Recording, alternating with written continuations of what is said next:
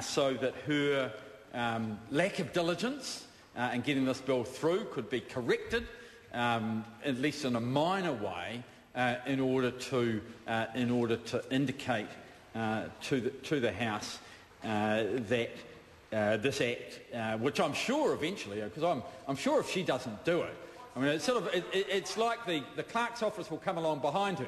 I'm sure that they will sweep up after her, clean up after her, and clean the streets and tidy things up in the way that they normally do when they have someone who makes a mess of things, a minister in a bill. I think it would probably be regarded as a minor technical amendment of the sort that the clerk's office would be allowed to correct.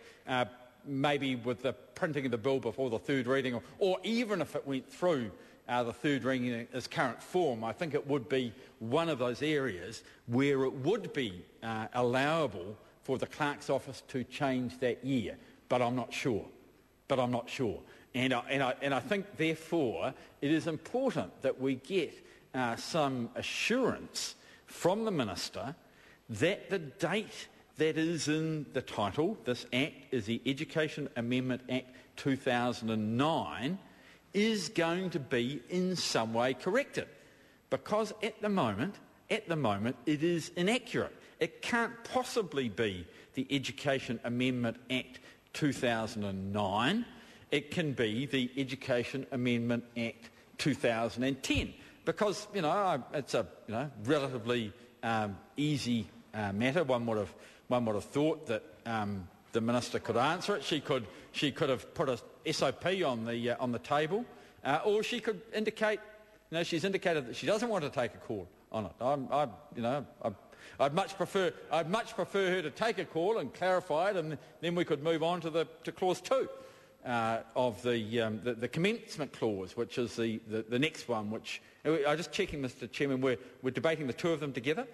Oh, good. Well, I'll get on to in the next set of calls. In the next set of calls, I'm sure I will be able to get onto that. But as she's doing it, there will be a question about if it is to be the Education Amendment Act 2010, whether it will in fact be better to have the first Education Amendment Act 2010, because there could be another. I understand this to be another Education Amendment Act 2010, or is it her intention when that one comes in to give it a different name, to call it the Undoing of Zoning Act, or the operational funding for taking the top 5% and the bottom 25% of kids from school to school, the Education Act Amendment Introduction of Vouchers Bill.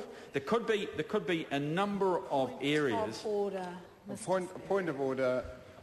You've made the point to this member a number of times. He's a very experienced member in this House. This bill has nothing about vouchers or zoning in it. We are debating the first two clauses, which is the title and the commencement. Yeah, well, speaking to that point... Well, no, the point is upheld. The member should be referring to clauses 1 and 2. Yeah, and Mr. Of this bill. Mr. Chairman, I am, and I'm wondering whether, as I'm doing it, whether my colleagues are drafting amendments to the bill which make it clear. For example, it could be called Education Amendment. This has nothing to do with the Introduction of Vouchers Bill 2010. Or it is the Education Amendment... Mr. Chairman? Chris Tremaine. I move the question be now put. I'll take Chris Hipkins. Thank you very much, Mr. Chairman. Very happy to take